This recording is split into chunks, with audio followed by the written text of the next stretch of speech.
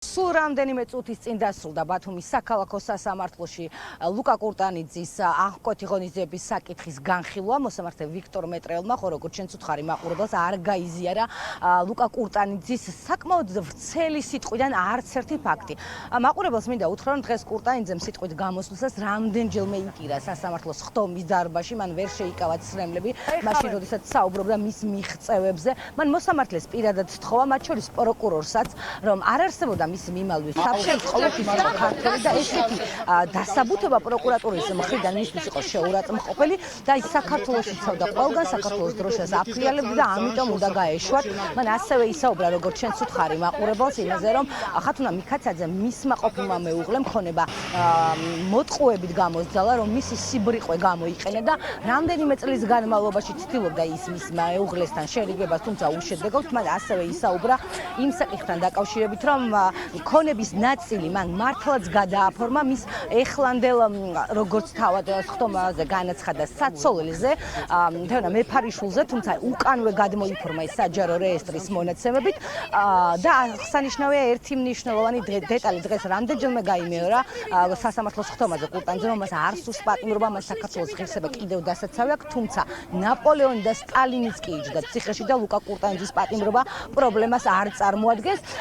სულ რამდენიმე წუთის წინ, როგორც გითხარით, მას დაატოვებინეს უკვე სასამართლოს დარბაზი და ის გადაიყვანა პოლიციის წარმომადგენლებმა სავარაუდოდ ბათუმის ციხეში ამ დროისთვის. მასთან ჩვენ გასაუბრება ვცადეთ, რამდენიმე შეკითხვა ბუნებრივია დაუსვით ძალად ქალზე ძალადობაში ბრალდებულ კურტანიძეს და მან მხოლოდ ის გვიპასუხა, რომ ის როდესაც ციხეში მივა, აუცილებლად მოიკითხავს ნიკა მელიას, ასევე მოიკითხავს მამუკა ხაზარაძეს და ყველა იმ პოლიტიკურ პატიმარს, რომელიც არის ამ დროისთვის დაპატიმრებული. ბუნებრივია ვკითხეთ, რას ნიშნავდა ეს ყველაფერი და ხო არ ნიშნავდა ეს ყველაფერი მისგან მუქარას, თუმცა მან თქვა, რომ სიმართლისთვის ის ბრძოლას გააგრძელებს. რა იქნება თქვენი სახელი ამჯერად? თქვენ ნაციონალური მოძრაობა დაადანაშაულეთ მათ შორის ნიკანორ იმას რაფე მელიასაც იმასაც რაფე კიდე მინარი კიდე ციხეში ყველას მოგიკითხავთ.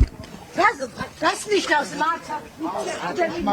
რას ნიშნავს ეს? ჭეშმარიტებაზე გავესაუბრები. რას ნიშნავს ჭეშმარიტება თქვენი ძალადობა ქალებზე? გავესაუბრები, იმიტომ რომ ღმერთისგან ძალიან შორს ახართ ნაციონალიზმს. ბრალდებული ქალებზე ძალადობაში და რა შოშია მელია? ხაზარაძეს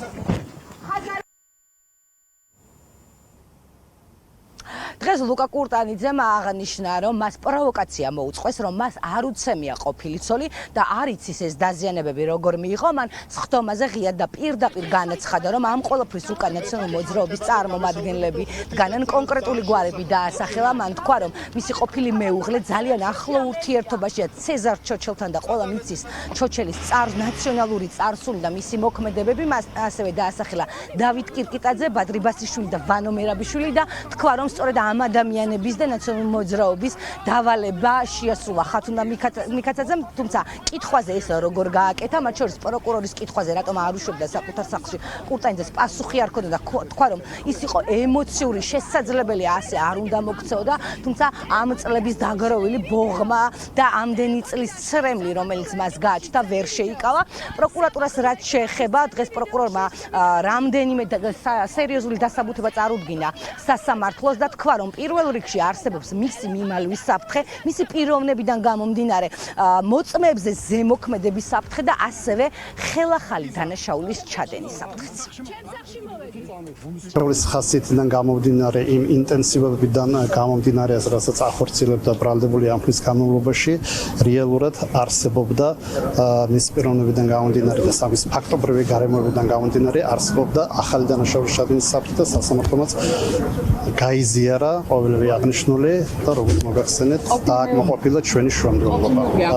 პოლიციელების მიმართ წინააღმდეგობა კურტანიძის მხრიდან არ განხორციელებულა. უბრალოდ ისინი როცა ის მიიწევდა დაზარალებულისკენ, ამ შემთხვევაში ხათუნა მიქაცაძისკენ, ხდებოდა იმის აღკვეთა, წინააღმდეგობის აღკვეთა. რომ პოლიციელებთან დასწრებით ხალი ესეცემა. თუ პოლიციელები ამას აკეთებდნენ და რეაგირება ჰქონდათ, რანაირად მიიღო ხათუნამ ამდენი დაზიანება? დაუსხლდა, როგორც მოწმეები განმარტავენ, დაუსხლდა ხელიდან. პოლიციას დაუსხლდა ხელიდან და თუ პოლიციას ხელიდან დაუსხლდა, ის როგორ არ არის პოლიცისთვის წინააღმდეგობის გაწევა?